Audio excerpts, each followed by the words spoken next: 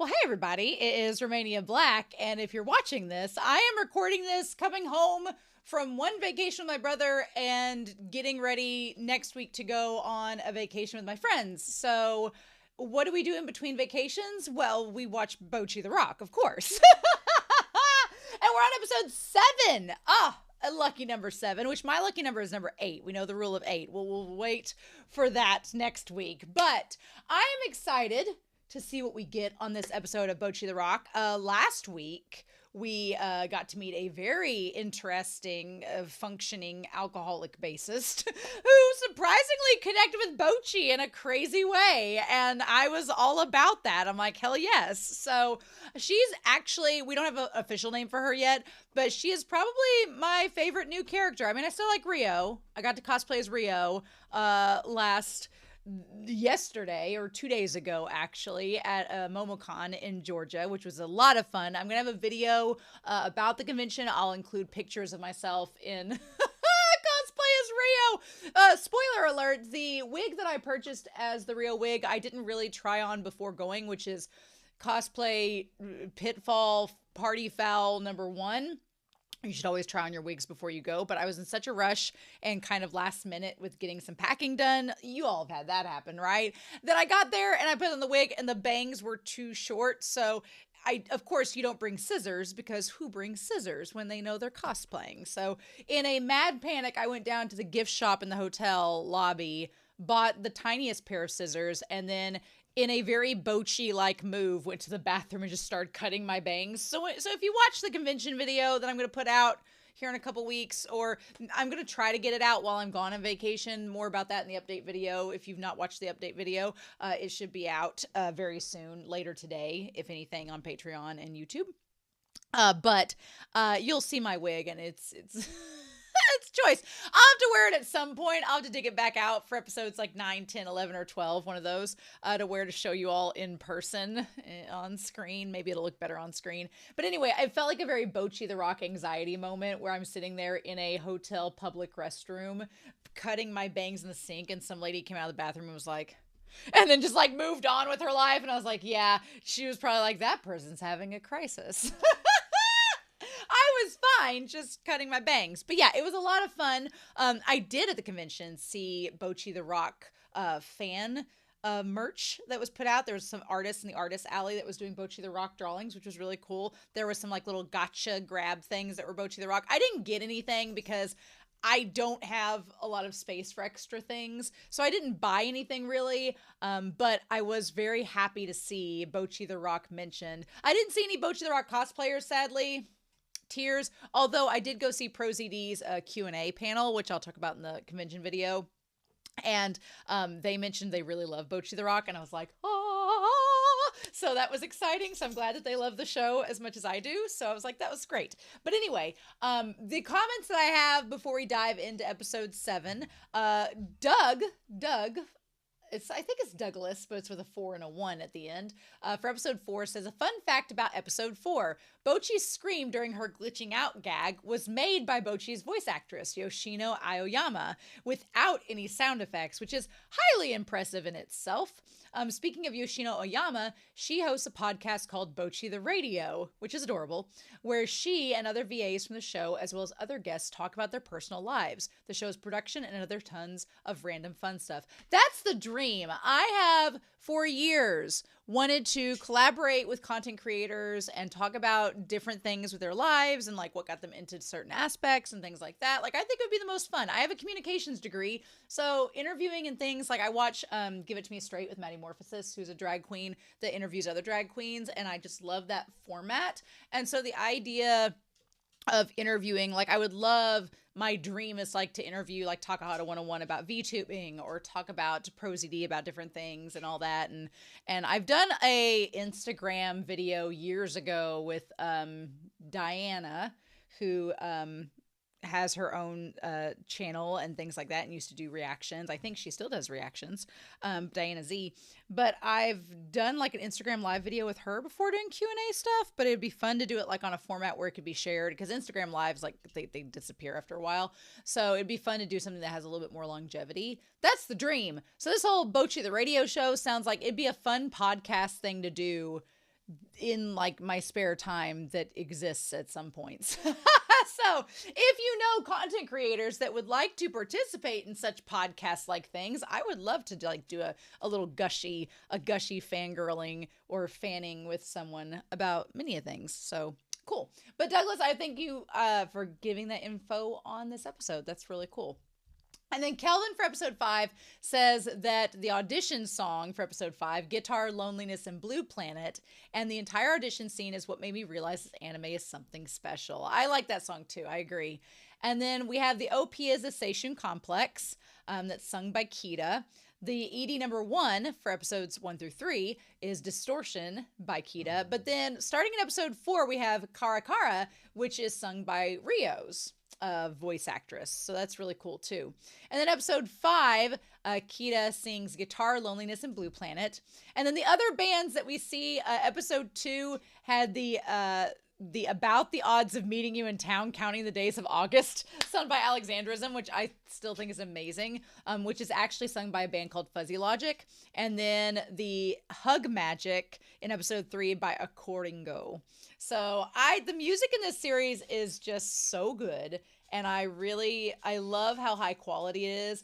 I love the fact that they've gone balls to the walls with doing actual songs and all of that. Like it's just great. But yeah, this last convention, this last weekend was so much fun.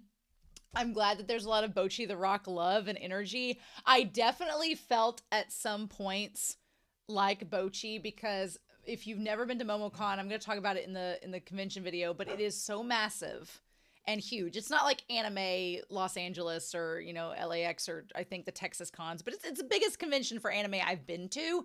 And just walking in on day 1 was so... I'm not someone that's usually easily overstimulated, but in that moment I was like, oh, I could disappear into a cardboard box right now. Because there was just so much going on. And I thought that would also be a really fun cosplay if you just walked around with a cardboard box and you were Bocchi underneath. That'd be a fun time. But thoughts for later. But anyway, I had a lot of fun, and I'm excited to talk about that in that video and that wig and all of its atrocities. But I'm so glad you all have been enjoying the reactions and the discussions. Last week's episode was so fun. I can't believe we're halfway through the season at this point.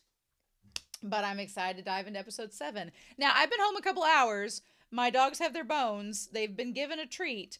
And one's at my feet and the other one's off to the side. So I'm hoping that they'll be, good for us. But I intentionally waited a couple hours before recording this to get some of their energy out, because I got home and they were like, ah.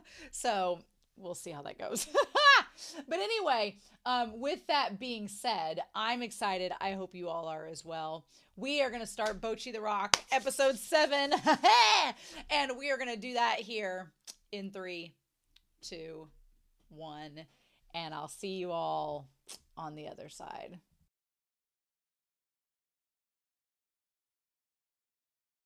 Yeah, I'm kind of in love with this show. I'm really in love with this show, actually.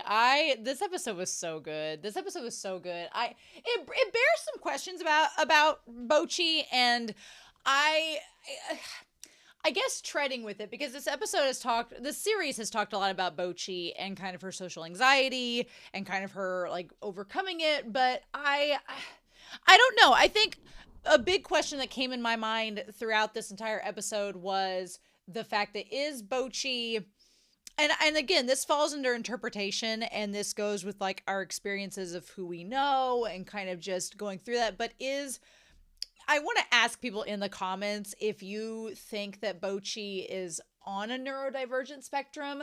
I kind of feel like if she isn't, then some of her family thinks that she is, just based on the character interactions and the dialogue of this episode. And the thing that makes it more complicated is I'm from the US, I'm from a Western perspective, and social norms in my culture and place of the world is very different than societal definitions, expectations, and normalities of Japan, for example. So, for example, I'm sure that if I went to Japan right now, I'm not an overtly loud person in public, but I'm very much like, hi, how are you? When I meet people. And so I feel like if that's not something that is culturally expected, you'll be like, whoa, back up.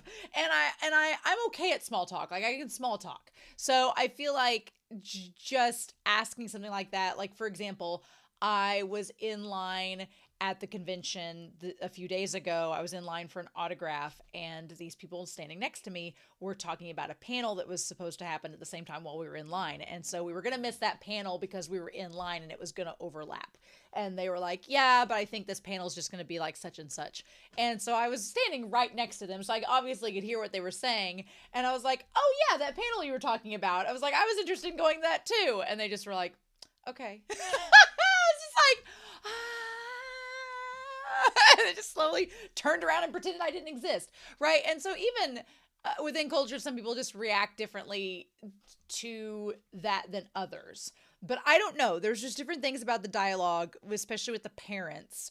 We're talking to the friends and about the friends, about Nijika and Kita, that made me wonder if they believe that Bocchi is on a neurodivergent spectrum, or if they just, I mean, they have tried to perform exorcisms on her, so I guess, there's other definitions, or if it's just part of the humor. I don't know. It seems like every time I've brought up in a few other series about neurodivergent characters, people have pointed out in the comments, the reason why I bring this up is that people have pointed out in the comments that the mangaka or the creators have not thought of their characters as such, but are okay with interpretations of that. So again, it's one of those things where if you know people that are on a neurodivergent spectrum, or if you have friends that are, or both, or vice versa, then that can affect your interpretation of characters because you see a connection with someone that you know in real life that has those same attributes. So that is all to say that there's an interesting discussion that I think we can open up in this episode.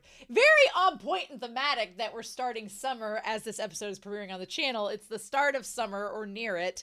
And so although right now it's not nearly as warm as the cicadas and such lead us to believe that it is in Japan right now. But I love so many little details about this show. I love from the photorealistic cars in the background to the little like details on the vending machines and everything. This world in Bocchi feels so lived in. And I'm going to talk about it in the convention video, but there was a panel I watched that talks about graphic designers and all that they put into anime. And so now that I've watched that panel, I feel like every time I see it in other anime, I'm going to notice it and be like, God, that's just those little tiny intricate details that are on the screen for a fraction of a second, but they're just so clever and so good. Like the vending machine and all that, like it's just great. I also love that when we get to the claymation scene about the sports day trauma, all as one, cooperation and fun and joining as one, like the claymation that was introduced and that whole animation style. Oh my God. Oh, I love that this series is kind of multimodal. It's just, it's great. But yeah, so of course Kita is from this area, knows her way around, so she's good with showing Nijika the way to go to Goto's house. I think it's interesting that Rio can't go. We'll talk about that, but I feel like Rio is, again, a loner, kind of an odd one out. She's also introverted like Bocchi, so that's interesting that she's just kind of like, no, doing her own thing, which is, I like they keep that character consistent. Of course, the two extroverts are all about going to her house.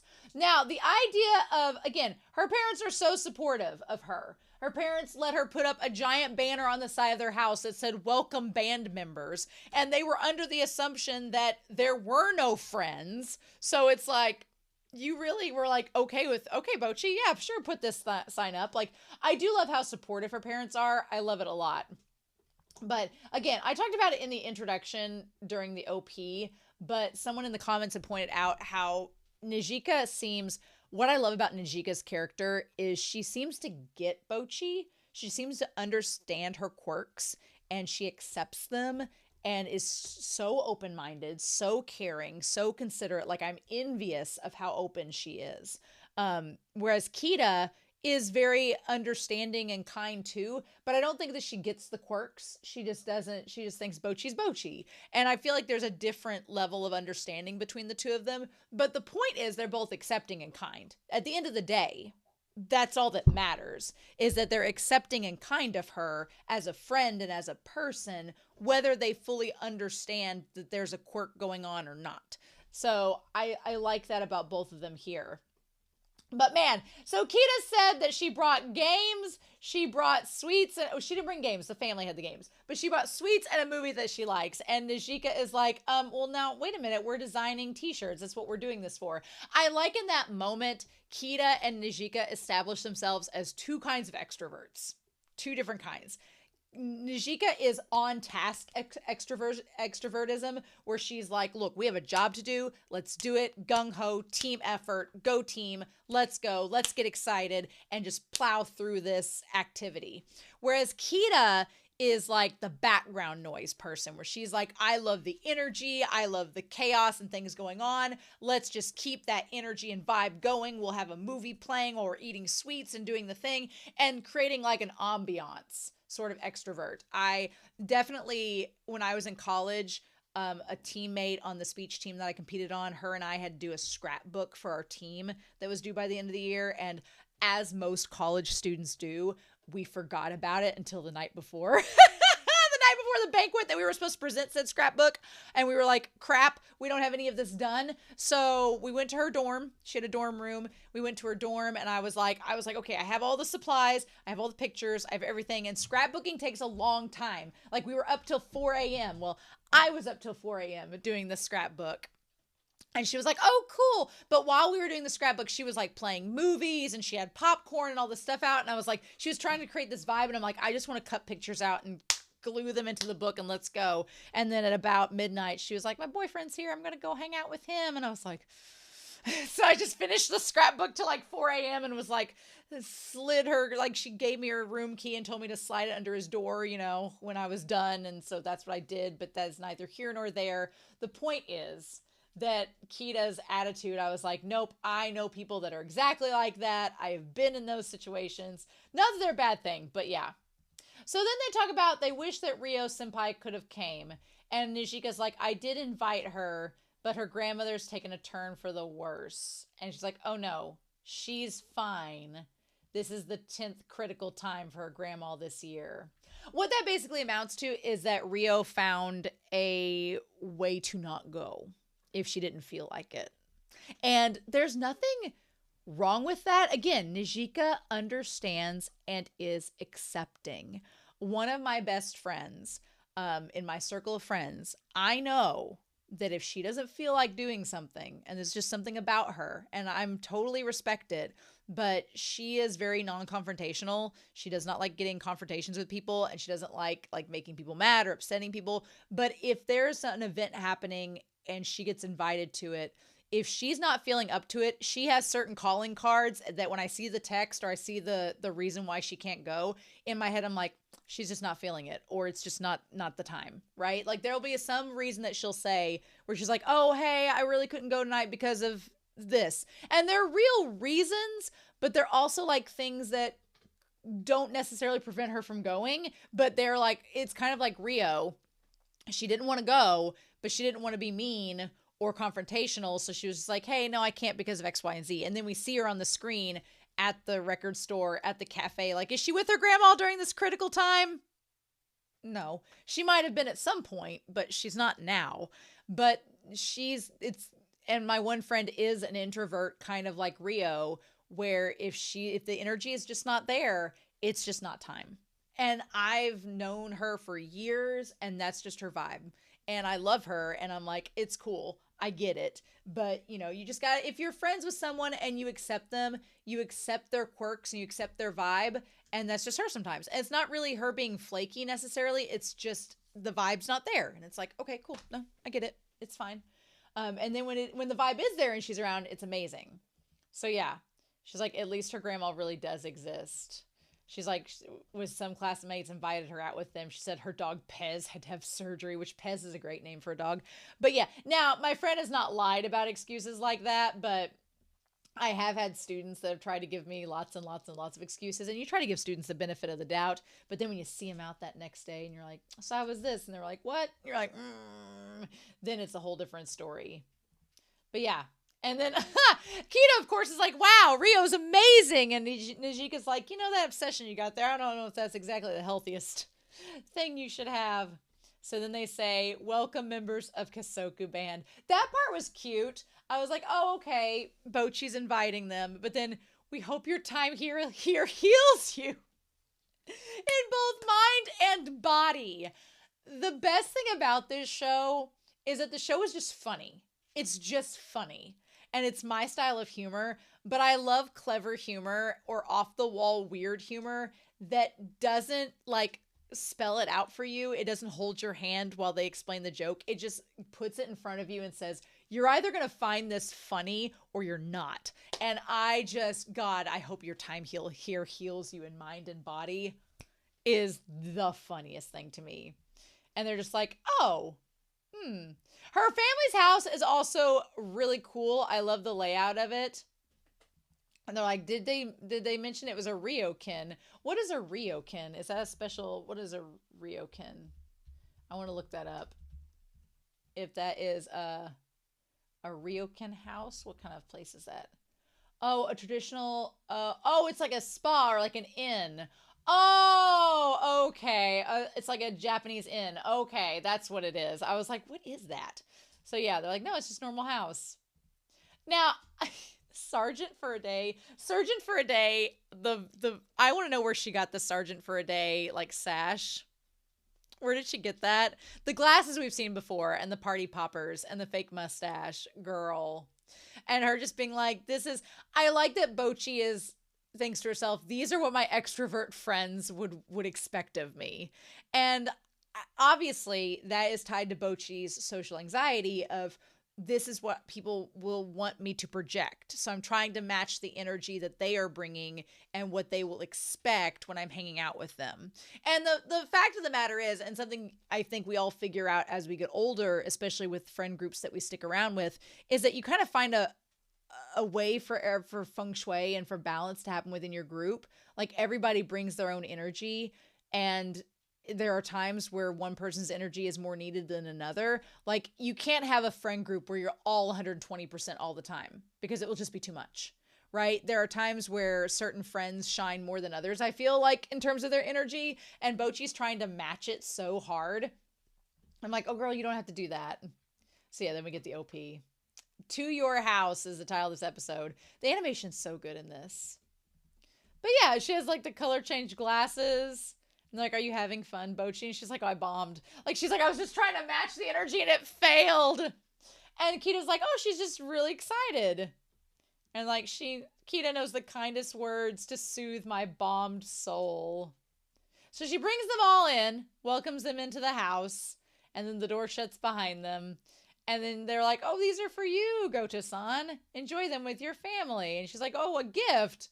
She's like, the trendiness that emanates from the bag. I love when the light comes out of the bag and it like makes her hair blow away. It's great. Trendy. It smells so good. And she's like, I also brought a movie. And they're like, well, we have to figure out the t-shirt design. We'll worry about the movie later. So then it shows like, basically Nijika's sister told them they need some kind of cohesiveness as a band, because right now they're not. I'm laughing because of the image of them. She's like, right now you guys aren't looking like you have unity. So you have Nijika in her normal schoolgirl uniform, which she always wears. I thought Kita and Rio's outfits kind of matched, because she had like the brown and black like lowly kind of dress with the peplum kind of jacket.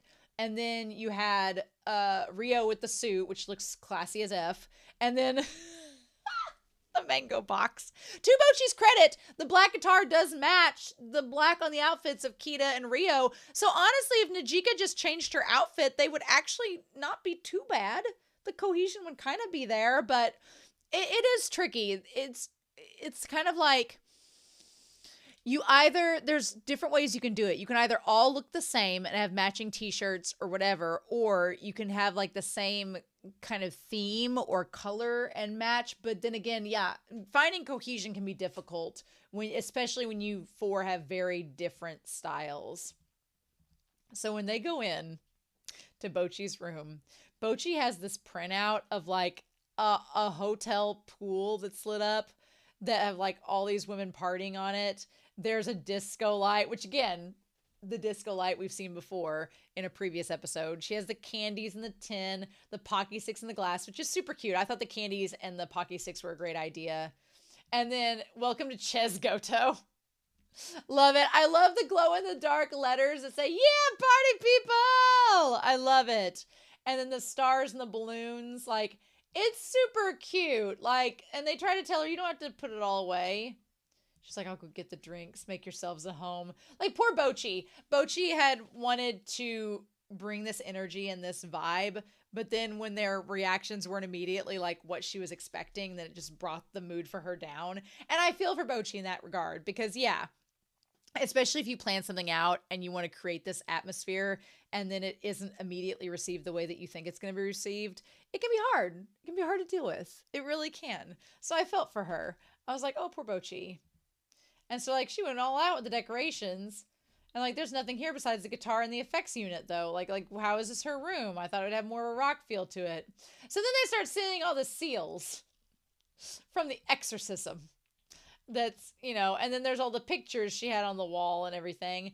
I kept wanting them to find the garage, like not the garage, but the studio in the closet. I kept wanting them to open up the door and see her studio to get where she was referring to with the cramped space, because what they see in this episode doesn't really refer to that. So, but here's the thing I didn't think about in the reaction. If they'd opened up the doors and saw the space and saw her computer and all of her stuff, would they figure out that she's Guitar Hero? Would she figure that out? I don't know. They might have if they'd pulled back the curtain and saw all of that. So maybe it was better if that didn't happen. And then they're like, oh, wow, she's got blown up ones of the four of us. And so then the sister comes in. She had these stuck up all over her room. She's like, but mom told her to take them down because they were hurting her eyes. To be fair, them all up on the wall, those, when we had the episode, I think it was the end of episode 4. Yeah, because they took the picture then. When they were all up on her wall, it made her wall look like one of those illusions where if you stare at it so long and your eyes start to cross, you'll see an image or something. It reminded me of that, and I was like, ooh. And then they said we put up the seals when sister was possessed before. I love that this is a 5-year-old's retelling of all the things that have happened. So yeah, so she's Futari, the sister, and then Jimmy Hen is the dog, which is super cute. And yeah, Bocchi bringing up the barley tea. I don't think I've had barley tea. Well, maybe I've had barley tea before. I don't know if I liked barley tea. It might have been a little bit, grainy is not the right word I want to use, but interesting. She's like, should I have gotten a trendier drink? Now, I can understand when the little sister is in there instantly, like, taking up the energy and getting everyone's attention. Like, Bocchi's not jealous by any means, but Bocchi definitely is like, she's like, I don't know what to do. My sister has all this energy and extroversion, and I cannot match that. So, like, what am I going to do? Like, I can understand where Bocchi's coming from, because I sometimes feel like if I'm in the room with someone who's really, really like commanding, takes charge of the conversation and everything's directed back towards them, you just kind of feel kind of like a fly on the wall when they're around. And I know a couple people from work and from speech and stuff who they're very much the kind of person that, and I'm not saying that Futari is like this, but they're the kind of person that when they're in the room, things kind of revolve around them. And if it doesn't, they just leave. And that's kind of mean to say, and it sounds kind of vain, but some of them are like that. But yeah, if you're ever around those people, you'll notice that when they're around, the conversation and the energy has to be directed towards them.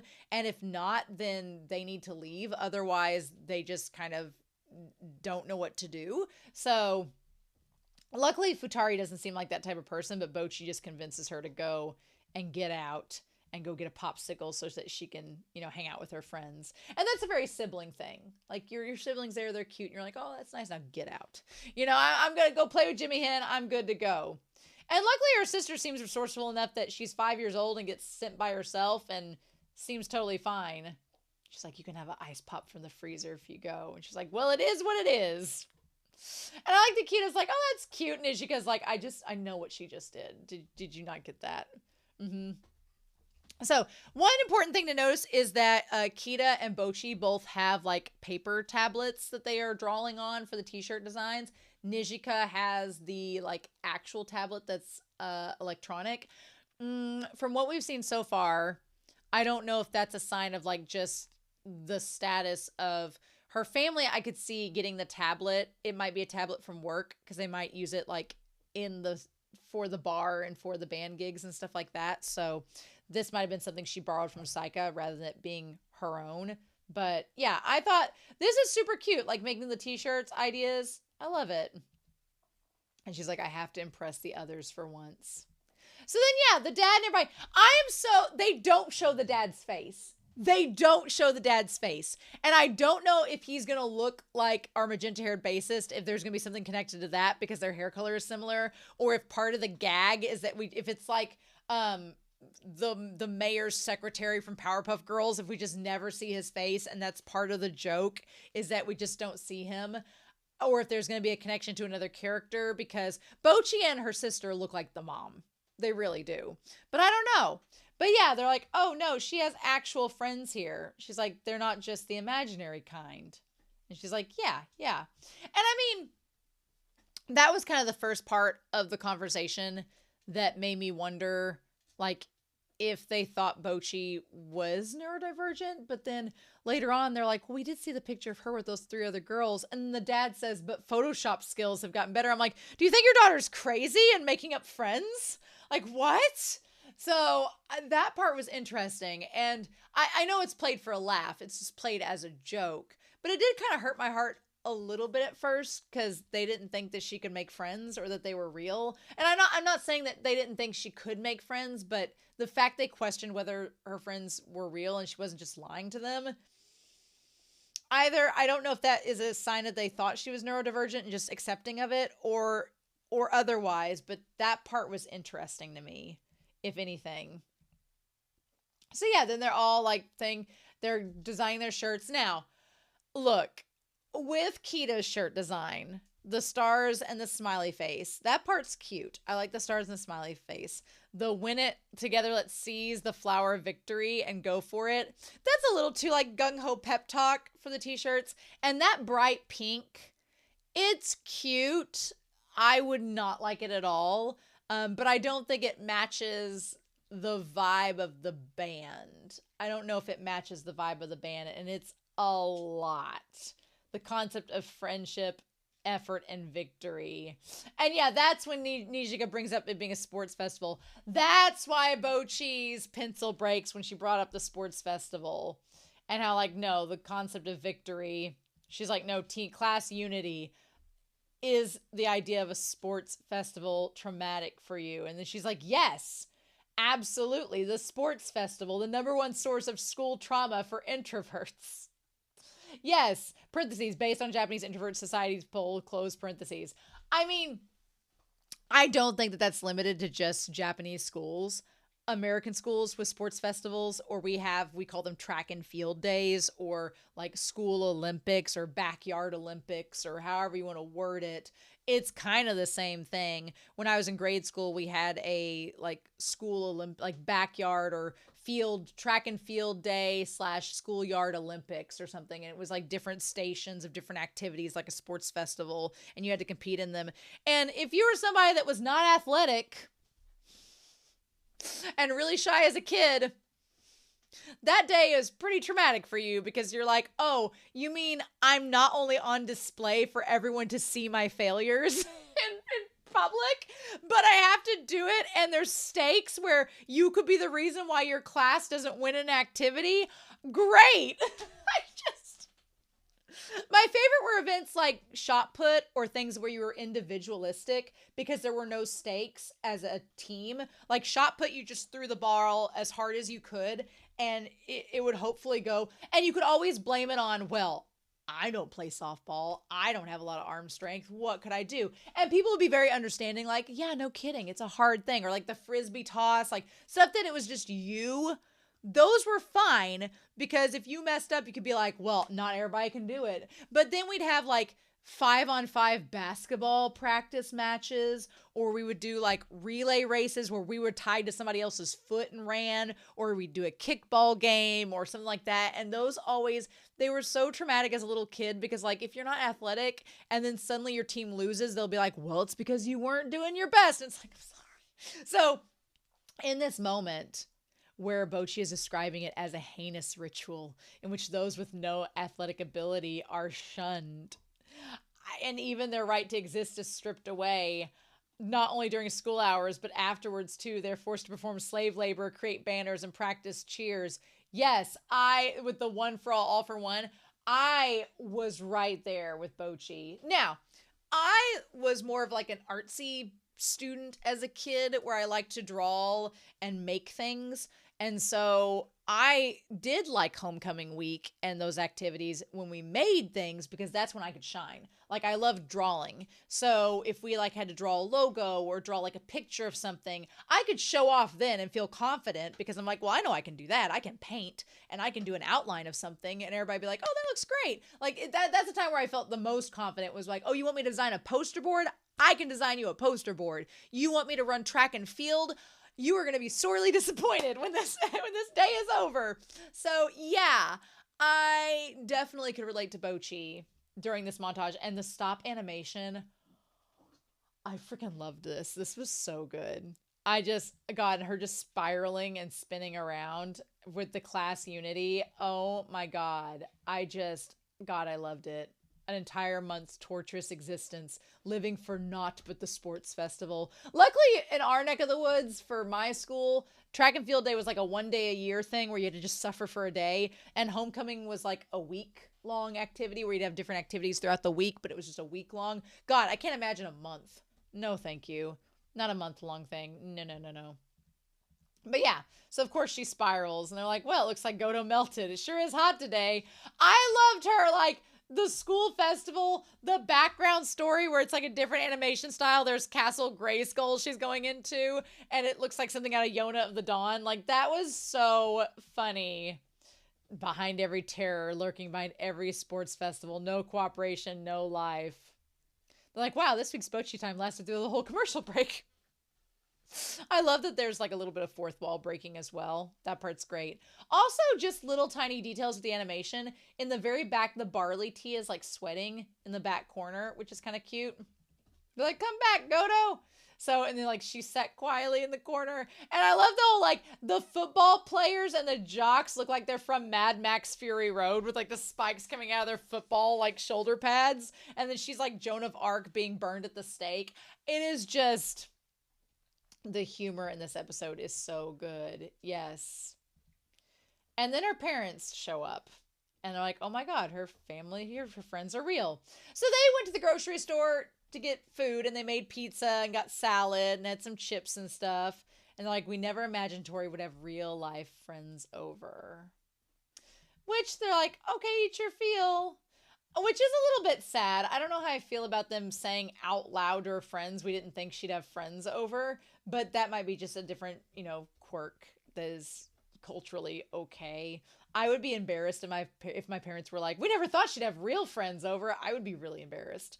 But, luckily her friends don't take it in any ill will kind of way.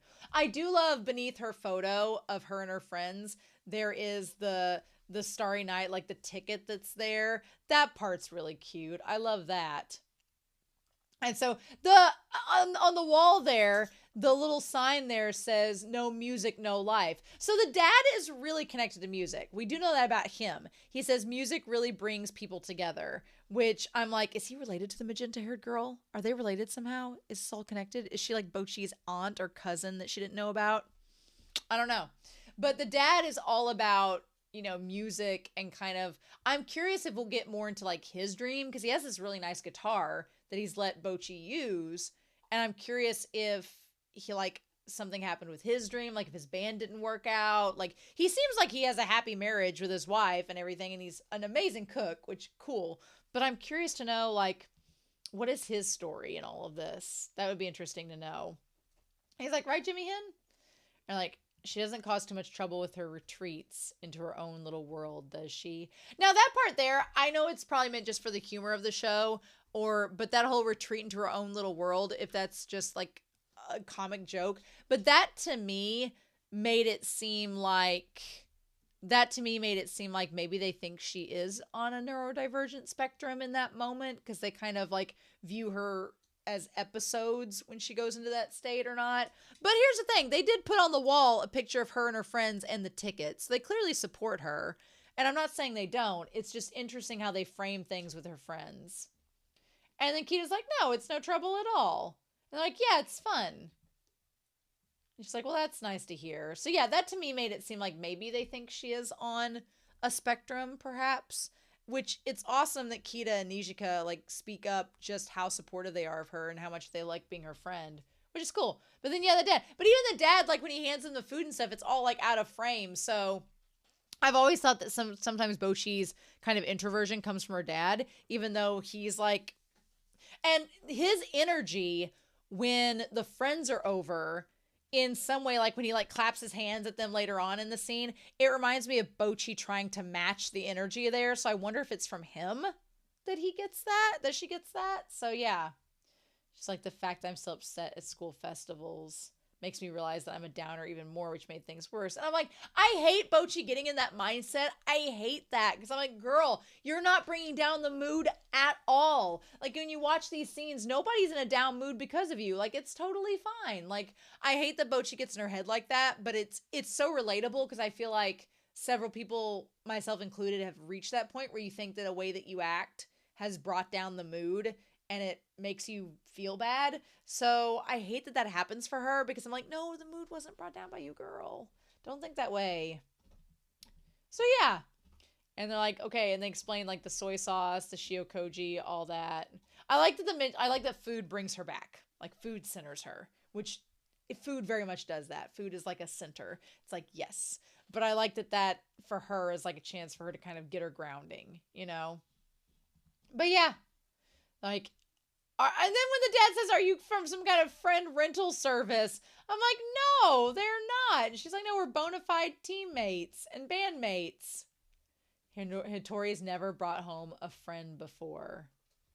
I can't say it doesn't sound like something I would do. Oh, but hearing mom and dad's ideas about me is, I don't blame her for being kind of sad about it. So Bocchi's like this even at home. I like that. I like that Bocchi's like, I would have done something like that in the past, but I didn't think my parents would actually say that. And then I like that Nijika is like, so this is Bocchi's personality.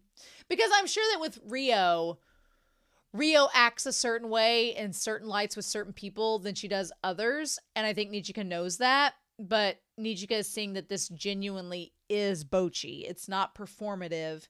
This is literally her all the time. And I think that Nijika coming to terms with that is kind of cool to see.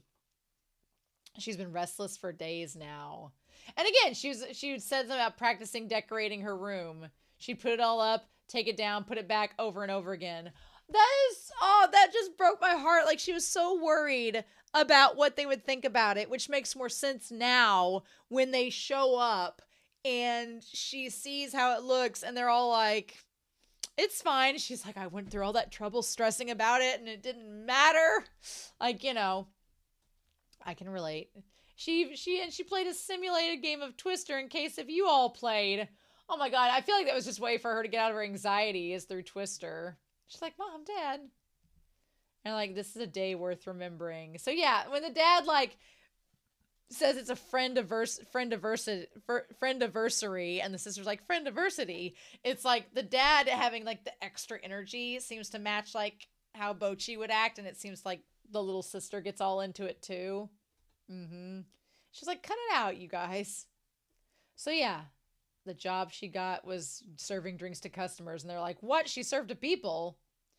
She's like, it feels pretty weird to have friends at my house. And that's when the dad says music really does cause personal growth. So the dad is like attributing all this to her love of music, which he's not wrong. We were having so much fun we burst in like that. We're sorry. Should we butt out? So then I like the guy outside seeing the band sign is like, what? But yeah, poor Bocchi. The sister, of course, is like, what's this? And they're like, oh, that's my favorite heartwarming movie. And they're like, I've always wanted to watch that one. So like we could watch it all together. And the sister's of course like, yes. And the dad's like, great idea. What fun.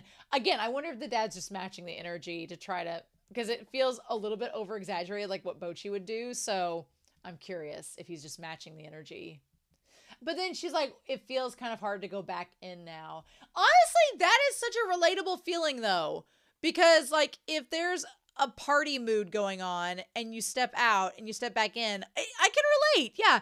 It is kind of hard to go back in when the mood is like a certain way and to try to match it. And you almost feel like you're inserting yourself into the scene or inserting yourself into the group of people. So no, I get that. I get that feeling. But it's like, the thing about it is it's all in Bocchi's head. Her friends and her parents are not going to judge her any less or feel like she's a burden or anything like that. So we're on typhoon number 8, lucky number 8. And imagine when that typhoon comes in with episode 8. So all tied in. Yeah, a strong typhoon with 120 kilometers per hour winds and gusts of 50 miles per second, that meters per second. That's a lot. It seems like it will lose strength while passing the south of Japan. So I think they played Uno. And then I like the next thing we had. So we had Twister at parties with family as couples with new house rules, more exciting than ever. And then the movie is called Thinking of You, Kisses Over Flowers. You know what that movie's cover reminds me of? It reminds me of, it has, it has Jake Gyllenhaal and Steve Carell in it. And Emma Stone. It's such a good movie. It's a rom-com. It's really good. But the cover reminds me of that. Oh, I can't think of its name now. I'm going to be like Steve Carell and Jake Gyllenhaal. Which movie is that? Crazy Stupid Love. Yes, it looks like the cover of Crazy Stupid Love, kind of. A little bit, maybe. Maybe that's just my brain connecting it. We ended up watching the movie, playing games, and having nothing but fun. Twister and Tycoon were so much fun to play. But then we had to sit down, and I like that Bocchi's energy is just zapped, which, like, understand as an introvert, you're like, by the time you do all that, you're just like, oh, God. So it's just, that's kind of like the convention we went to. I met someone there at the convention and their sister. We ended up going to like one of the cosplay contests, and after the cosplay contest didn't get over to like 10:30 at night, which I was like, had been up and at the convention for 12 hours at that point. And I was like, okay, I'm about done for the day. And then her and her sister were like, we're going to the rave. And I was like, nope. My introvert self by 10:30 was like, I have no energy for a rave. I would be there 30 minutes and would collapse from exhaustion. No, that's just like, a rave is an introvert's nightmare. I'm like, no energy. No. The room has zapped me of it. But they still need to design the t-shirt covers. I'm glad that Bocchi spoke up to show them her design. I felt really proud for Bocchi because that, you know, sometimes, especially in her situation, she's like, well, do I speak up and make a scene, or will that be making a scene? And so then, you know, Nijika says watching the heartwarming Seishun movie has her back in a spiral. She says the number one source of movie trauma for introverts by genre, heartwarming Seishun movie based on the invert. What is Seishun? I feel like I'm learning all sorts of things today. I'm going to say Seishun genre. What is that? It is youth or adolescence, so it's like YA, focusing on experience and emotions of young people in Japan, coming of age stories, romantic comedies, and drama set in a school environment. Well, if you are terrified of a school environment, then I could understand that. I love when she was like, these ordinary, what did she say there? Where she's like, step out of an ordinary girl as two hot guys trying to win her heart. But if someone that cute is ordinary, what hope is there for me? Girl, understandable. Like, romance comedies, BL has wrecked my hopes of any, you know, standards for male partners, because, you know, it's like, why can't you be more like them? So, that's so funny. But yeah, no, girl, I get that.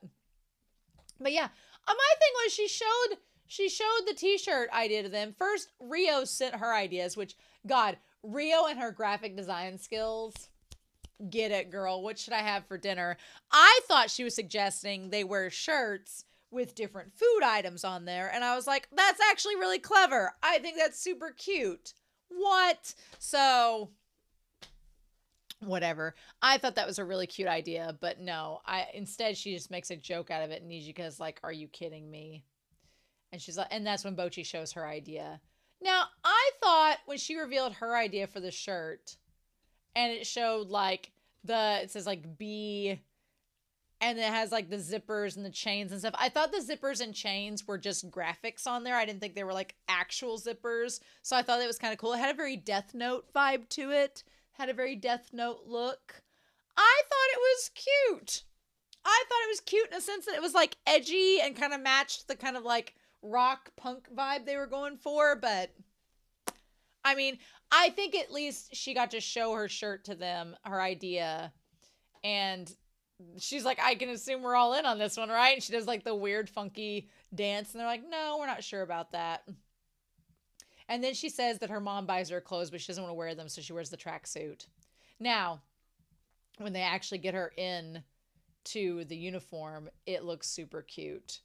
And then she's like, oh, I don't know. This isn't me. It's not my style. I know it looks cute, but no. And so then they try pushing her bangs back to reveal her face and everything, which I'm sure she would have looked super cute. But then she's like too much. And she's left as this tiny, cute little pile of ashes that looks like a ditto and is the most adorable thing of this episode. And then the molecules of her flow around, and they all just kind of like reduce down into puddles like her, the Goto curse. I love that it's all just them playing in that moment where they're all, and the parents open the door and they're like, oh, they're pretending to be Bocchi. Like it's played off as a joke, but it's also like kind of them relating to her in that moment. Meanwhile, Rio's like, why are we calling off the band stuff? I love Rio's quirk that she goes to all these random restaurants and eats by herself. Like, good for her.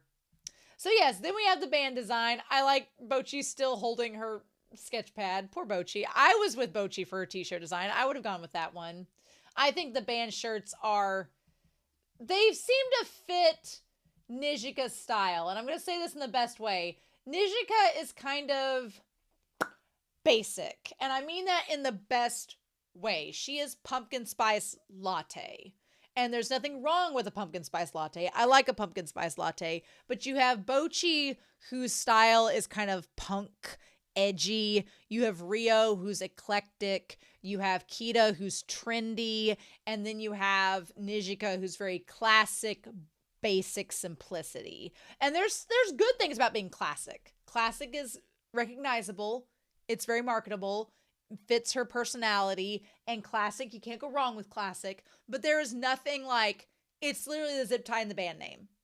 There's nothing like out there about it. I would have been more apt to have bought Bocchi's shirt than I would have Nijika or Kita's if it were me, but that's just my style, right? So everybody has their own style, but I do think that when they all get them on, that they look super cute together. Like when they all wear the shirt, even when they have the different, like Bocchi has the pink tracksuit, pants underneath it. I love how Rio has the belt and the jeans, and then Nikita has the skirt. I like Nijika's overalls, her like little jumper that she's wearing, but I said this in the episode and I'll stand by it. Black and brown, people wear it so much now, and I'm like, no. When I was a kid, black and brown that was a cardinal sin of fashion. You did not wear black and brown together. It was black or brown. You could wear other colors with those two colors, but you did not mix them because it was just like they clashed. And now people do it, and I'm like, it's like every ounce of me poring over Teen Vogues as a kid and everything being like, fashion faux pas, but all right, whatever. I feel especially like younger generations, they're all about black and brown together as a mix and match. And I'm like, unless it's like a Burberry print or like a certain kind of plaid. But you know what? To each their own. I do think they look cohesive as a band, though. I do think black is a classic color. You can't go wrong with black. I do wonder, because they're on stage, if the black, it won't stand out if the lights are off. But then again, if you have a bunch of multicolored lights around, then I guess it could look kind of cool and go with that. So we'll see. But they say we worked hard to make our ties feel. And they're like, oh, look, there's a typhoon on the way. And they're like, this is the first time I've heard of it. But nope, it was on the news. Summer weather is so fickle. They're like, what about the concert? And then I like Rio's kind of like, should we make rain charms? Like, should we? To try to keep it from raining? And then they're both like, and then at first Nishika's like, yes, 10 quota each. And she's like, sure. And I'm like, oh, it won't hit the Kanto region though, so we should be fine. But then Bocchi's like, well, let's just go ahead and make the rain charms anyway. I like Bocchi's speaking up more and more. I like that she says excuse me and like actually speaks up. I really like that. It's super cute. She's like, should we make the rain charms just to be safe? I kind of love that because Bocchi, it shows that she really wants the concert to go well. And she's really like showing her enthusiasm for what they're about to do, which is great. And it's her standing up for something she wants to be positive about. And I love that she talks about she's usually negative and this is her chance of exuding positivity, which is not rewarded by nature, as it turns out. But also it kind of felt like, I don't know if it felt like a neurodivergent moment of her just being like, but can we said we were going to do it, so can we do it? Like, but then in the same vein, it might not be either, because there's been things where I wanted to do them and they were called off, and I don't consider myself neurodivergent, but I've still wanted to do them. So you could open up a whole discussion about it. You could open a whole discussion about how that works. And I don't think you'd be wrong to do so. But yeah, so she's like, this was my, they're like, I'm used to being negative, so I've always assumed the worst. And then what was this one thing? They were like, I haven't made rain charms since elementary school. And then, is that Rio, the 5 younger brothers I haven't seen since birth? Like, what? Stock, yeah, it was your idea. Yeah, so Rio was making it up. Okay, all right. And they're like, are you okay, Bocchi? And she's like, yes, I am. And she has the band shirt she's holding in her hands.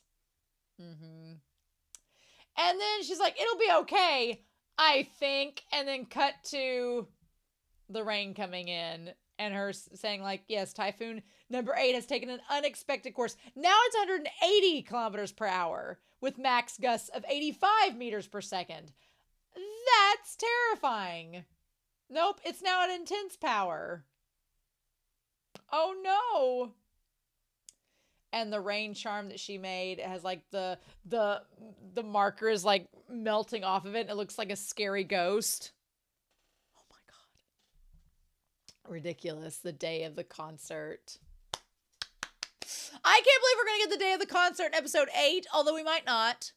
It might be episode 9 before we get the actual concert. Next episode might just be leading up to the concert and the preparation with the storm and everything.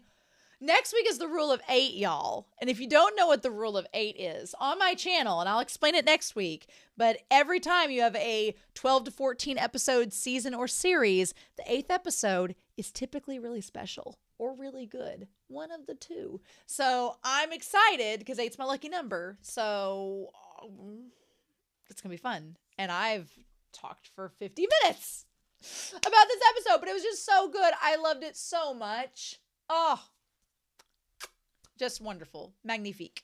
So yes, I'm super excited, y'all, to see what we get in these episodes to come. But I'm very excited to hear your discussion down below about what you all thought of this episode, what you all think of Bocchi having friends over, about her parents, the fact that I'm not showing the dad's face, and all that. Obviously, please no spoilers, but I'm excited to hear your thoughts down below. So in any case, I hope you all had a wonderful week. Please stay safe, take care, and yeah, I'm going to be back real soon with more discussion and reactions to Bocchi the Rock.